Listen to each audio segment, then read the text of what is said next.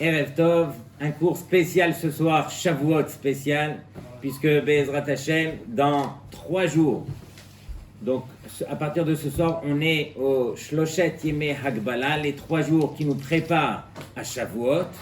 Et Shavuot que la Gemara surnomme Hahu Yoma. Hahu Yoma qui veut dire ce grand jour qui fait la différence entre nous et les autres peuples, ce grand jour qui permet aux Béné Israël d'atteindre leur dimension comme il se doit, ce grand jour qu'il y avait un des plus grands Moraïm de la Gemara, Rav Yosef.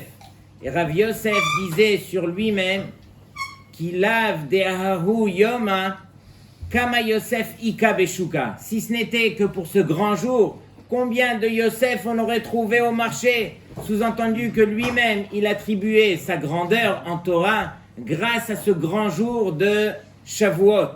Et c'est la raison pour laquelle on l'appelait Rav Yosef. Il a atteint ce niveau grâce à ce grand jour de Shavuot. Entre parenthèses, Shavuot, c'est différent des autres fêtes.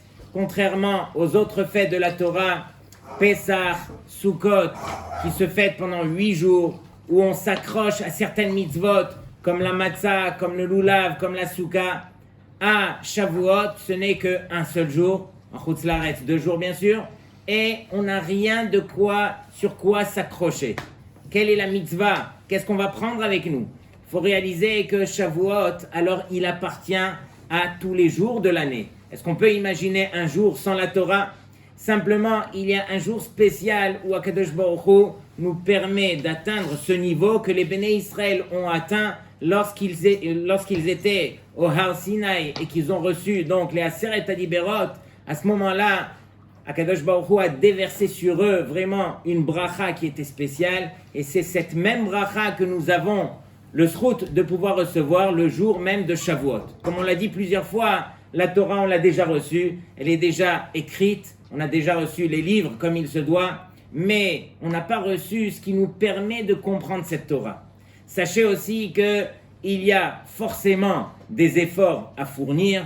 Quels sont les grands efforts à faire? Alors surtout le labeur, le amal, chose qu'on va essayer d'expliquer au travers du cours. Et il y a bien sûr les tefilot.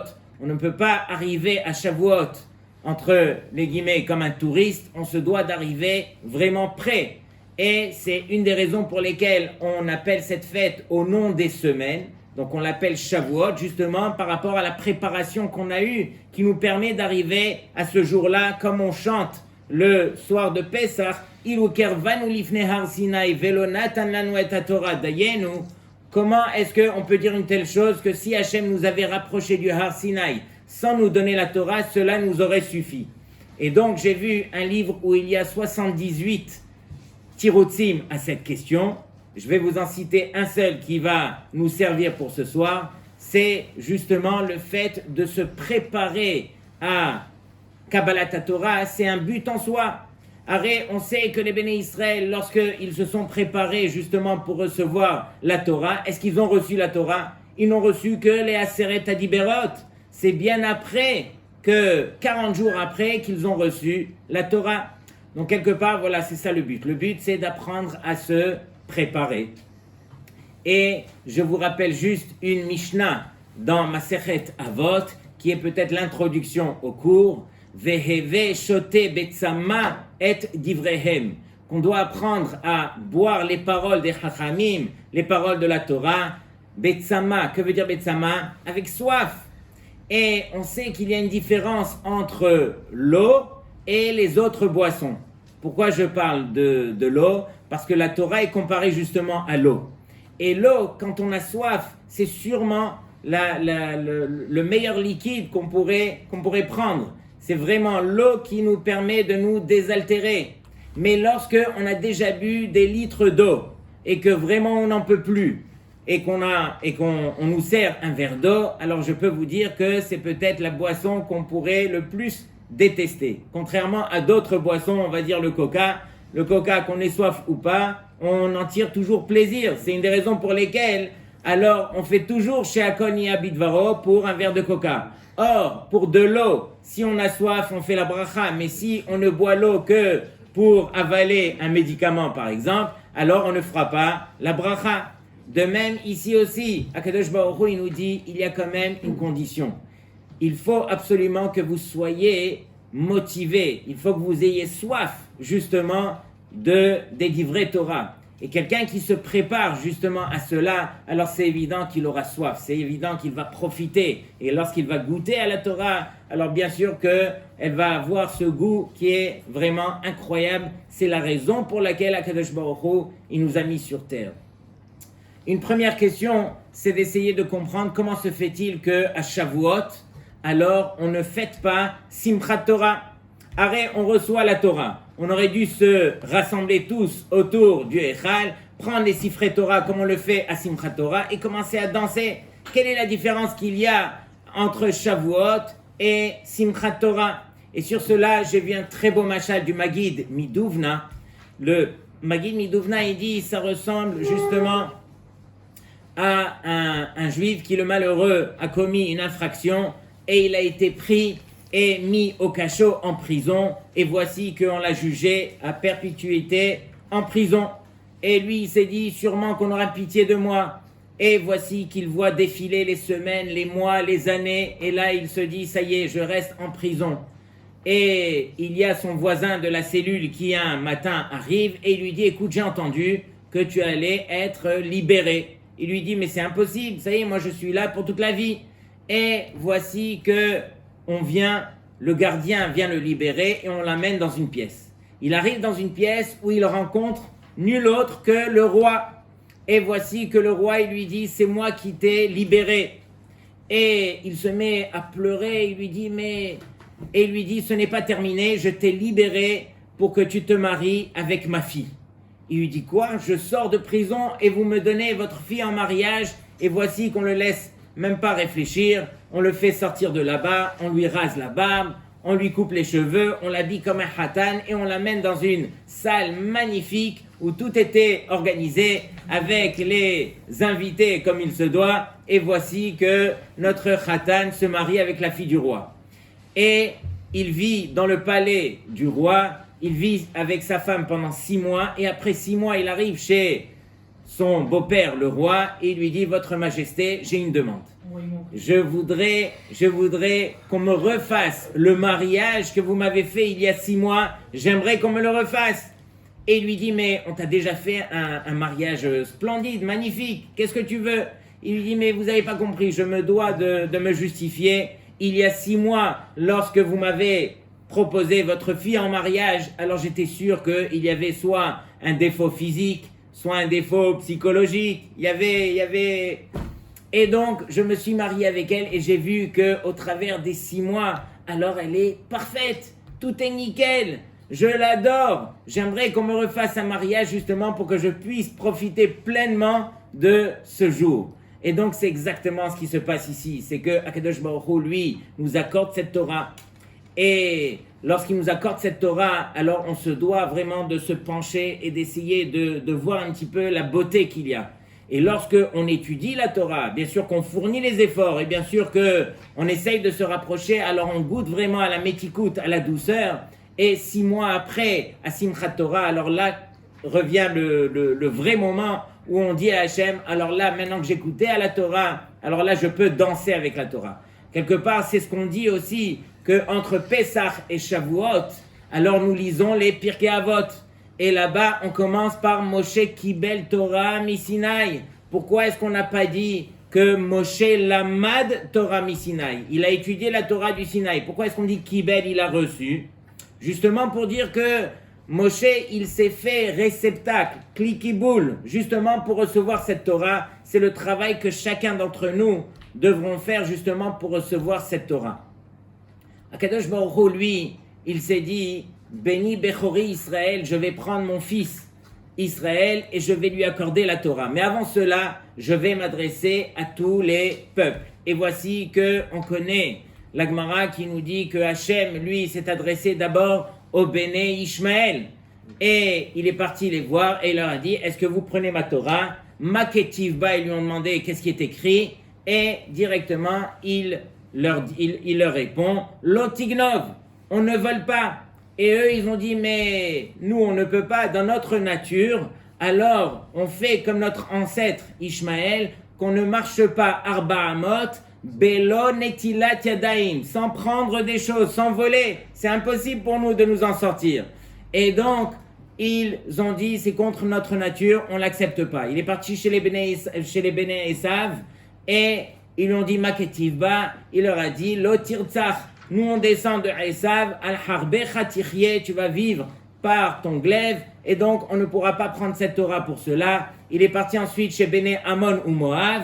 Qu'est-ce qui est écrit? Lotin Af, ils ont dit, mais c'est notre seconde nature de faire l'adultère.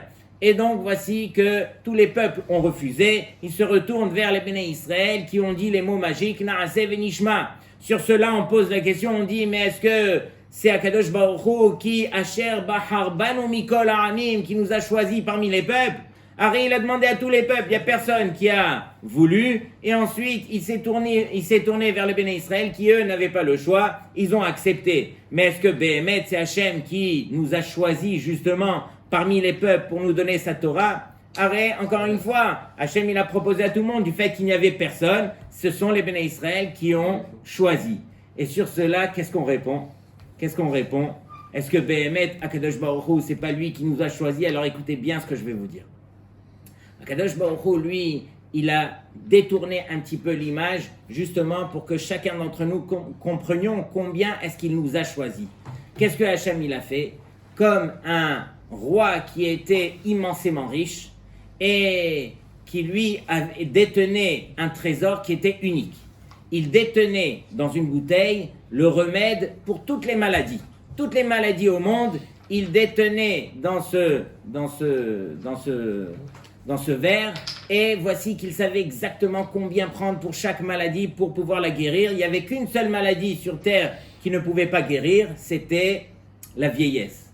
Et voici que lui, il se faisait vieux, il se sentait partir, et là il s'est dit, je vais accorder donc ce cadeau à mon fils. Mais tous mes ministres qui ont travaillé pour moi pendant toutes ces années, une fois que je vais quitter ce monde-ci, ils seront tellement jaloux de ce que j'ai accordé à mon fils qui vont finir par le tuer. Donc j'ai une idée. Et donc il a pris une petite bouteille, il a rentré à l'intérieur ce remède, et sur la bouteille, il a mis un poison qui avait une odeur qui était terrible.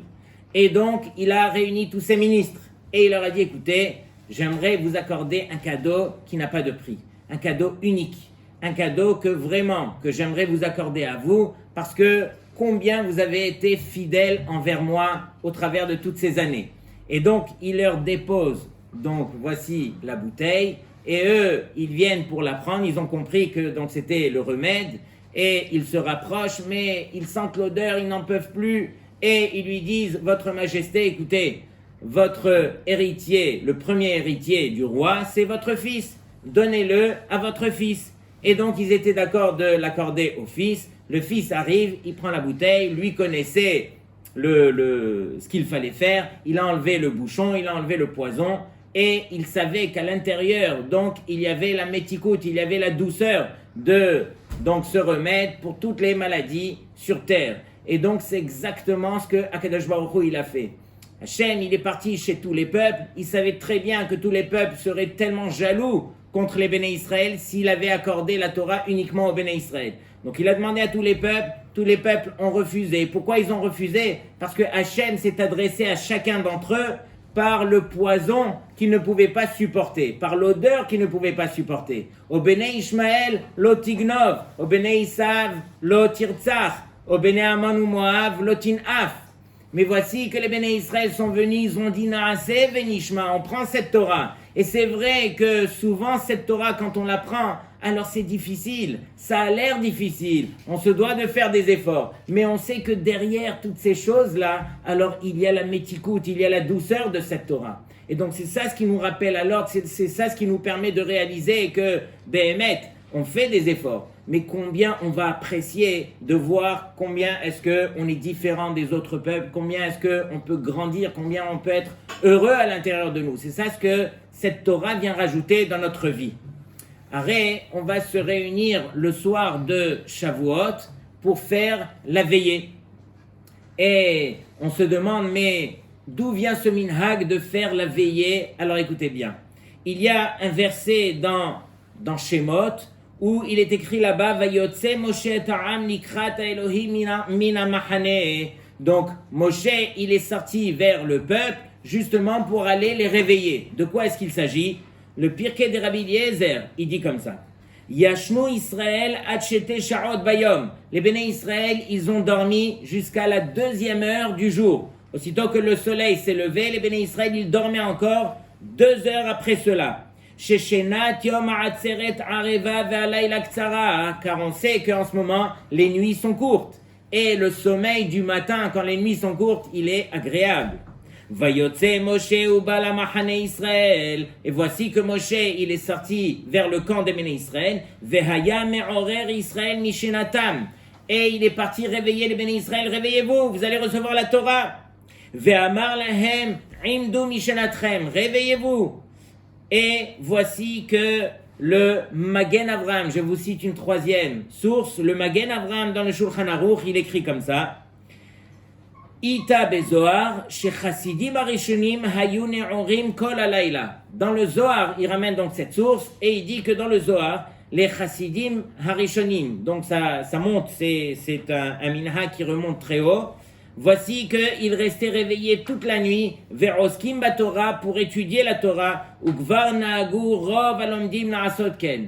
Et la majorité des gens, c'est ce qu'ils ont l'habitude de faire, de rester réveillés toute la nuit le soir de Shavuot, parce que c'est une grande ségoula qui nous permet de réparer la faute que les Béné Israël ont fait, qui était de rester au lit, justement, au lieu d'être réveillés pour recevoir cette Torah. Donc bien sûr, comme je le dis dans mes mots, alors ça a l'air péjoratif, mais vous allez bien comprendre de quoi est-ce qu'il s'agit, parce que c'est le fond des choses qu'on essaye de comprendre ici.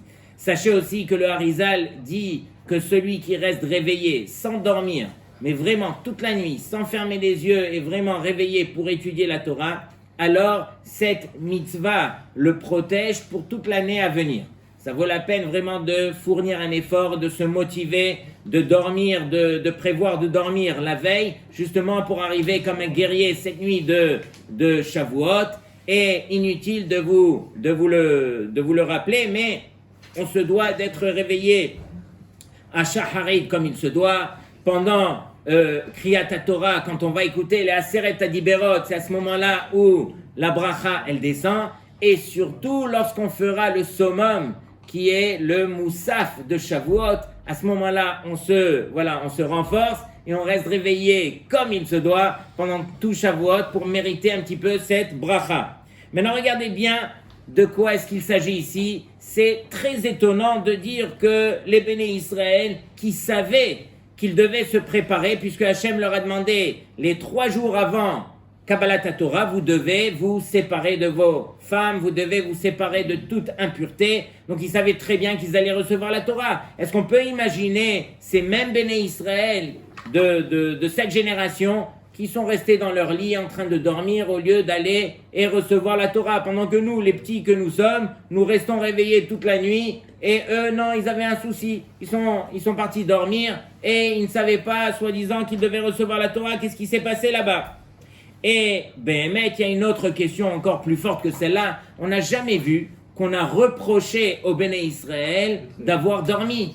Si Béhémet, c'était interdit ce qu'ils ont fait, Moshe Rabbeinu d'abord, il aurait dû les avertir. Deuxièmement, si finalement ils ont transgressé, on aurait dû voir en toutes lettres dans la Torah que les Béné Israël, ils ont fauté, puisqu'ils sont partis dormir et ils ne se sont pas réveillés pour ce moment-là, et que nous, on est venus réparer cela. Or, on ne voit pas dans la Torah qu'on reproche aux Béné Israël justement de ne pas s'être réveillés donc plus tôt pour recevoir la Torah. Donc qu'est-ce qu'on vient réparer sauf ici au travers de cette veillée? Et sur cela on répond, écoutez bien, il y a une différence énorme entre les louchot, les premières louchot que Moshe Rabbeinu a reçues et les deuxièmes. Dans les premières louchot que Moshe Rabbeinu a reçues, il est descendu le 17 Tammuz et il a vu que les Béné Israël ont fauté Chet HaEgel. C'est là qu'il a échappé les louchot et qu'il a dû remonter, supplier Hachem pour qu'il lui donne les deuxièmes. Dans les premières louchot, écoutez bien, il y avait une ségoula qui était incroyable. c'est que tout ce qu'on étudiait, d'abord on le comprenait, il n'y avait pas d'effort à fournir, et tout ce qu'on étudiait, on se le rappelait. C'était vraiment magique. Et je ne vais pas entrer dans les détails, mais ici il est marqué Cherut al-Haluchot, c'est marqué que les lettres étaient gravées, mais si vous voyez bien, Cherut, gravé, c'est avec un tête à la fin. Or ici c'est marqué avec un tav. Tout ça pour dire que la Gemara, elle tire la dracha de Altikre Harut, qui est gravé, et la Herut. Herut, où les lettres étaient libres, sous-entendu que les Béné Israël qui étudiaient cette Torah, alors ils étaient libres complètement, ils comprenaient tout, ils retenaient tout, c'était vraiment une Torah qui était accessible. Et donc les Béné Israël de cette époque-là, alors ils étaient reliés aux premières Luchot, où on ne devait pas faire d'efforts justement pour comprendre, pour étudier cette Torah. Or, lorsque les Béné Israël ont fauté par le Chet HaEgel et qu'on a perdu ces premières Luchot et qu'on a dû ramener les deuxièmes Luchot, Akadosh Baruch Hu, il a accepté. Mais il nous a donné des deuxièmes Luchot où là, c'était différent. L'enjeu était que les deuxièmes Luchot, on les accepte uniquement si, au travers de notre amal, de notre yegia, de notre labeur, alors on arrive à comprendre cette Torah. Quelqu'un qui veut se rappeler de la Torah au jour d'aujourd'hui, qu'est-ce qu'il doit faire? Il est obligé de réviser, il est obligé de répéter. Combien de fois est-ce qu'il faut répéter? 101 fois. Ah voilà, au minimum 101 fois. J'ai vu un très beau un sefer qui ramenait ça. J'ai vu que d'où est-ce qu'on apprend 101 fois?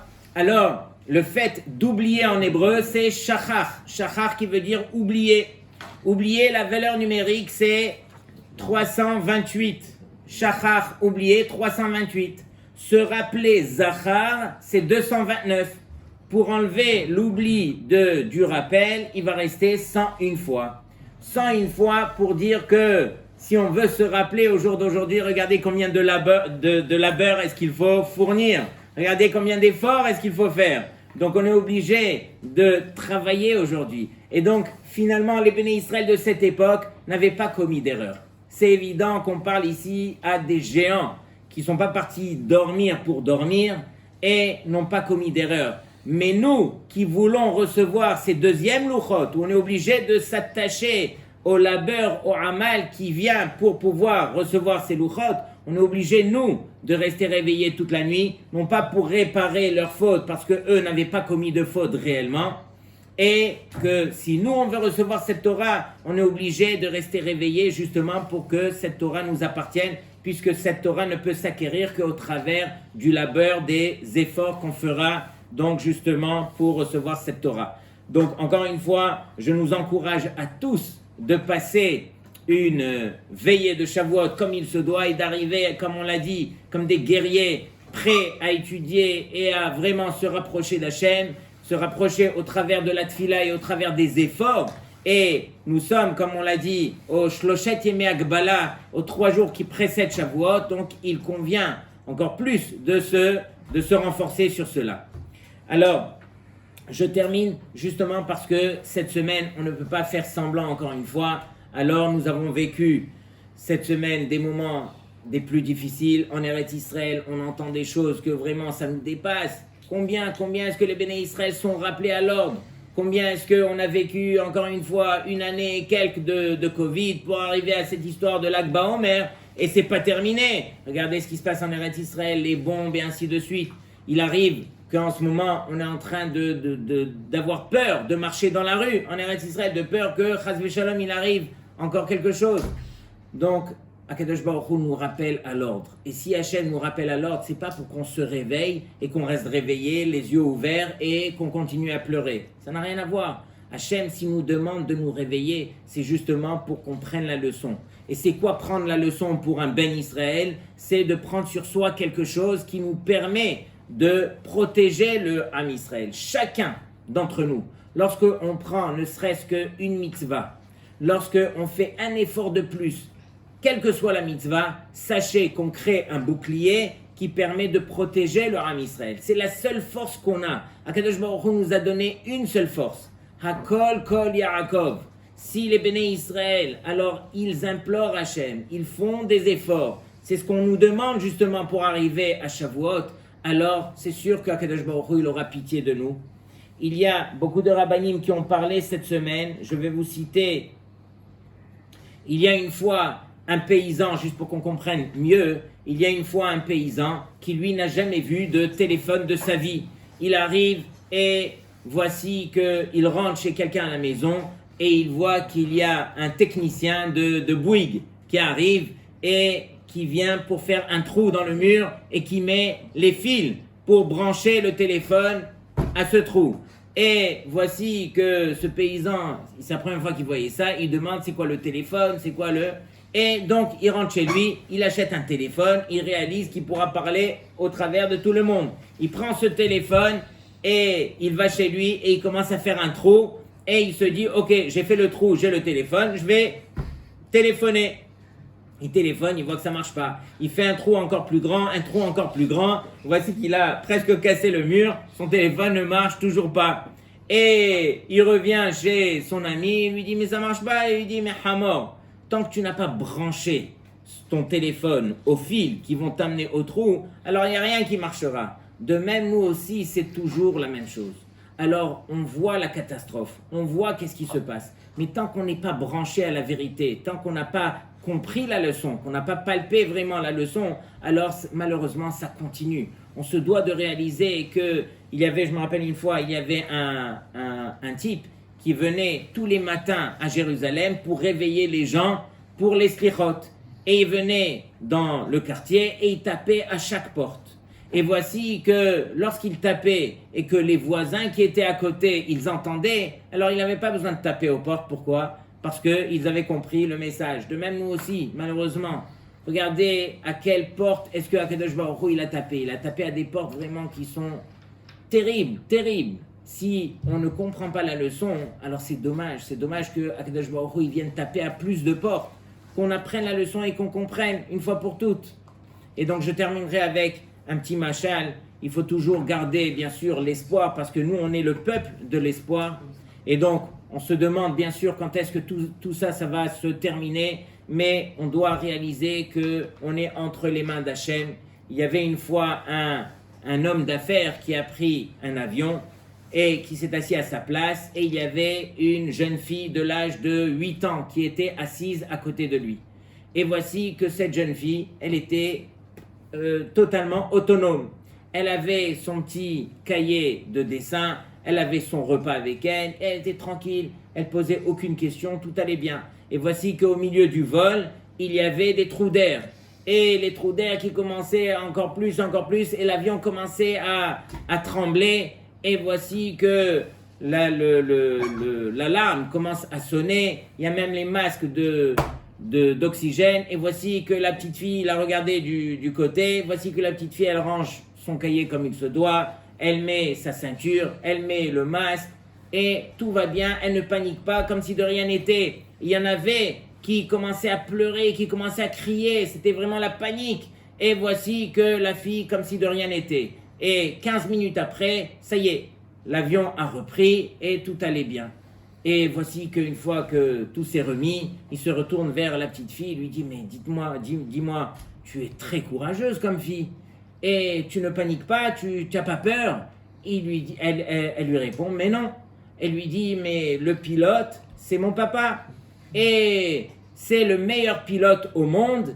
Et avant de monter, il m'a dit « Ma fille, je te ramène à la maison, il n'y a pas de souci. » Et donc moi j'attends juste qu'il me ramène à la maison.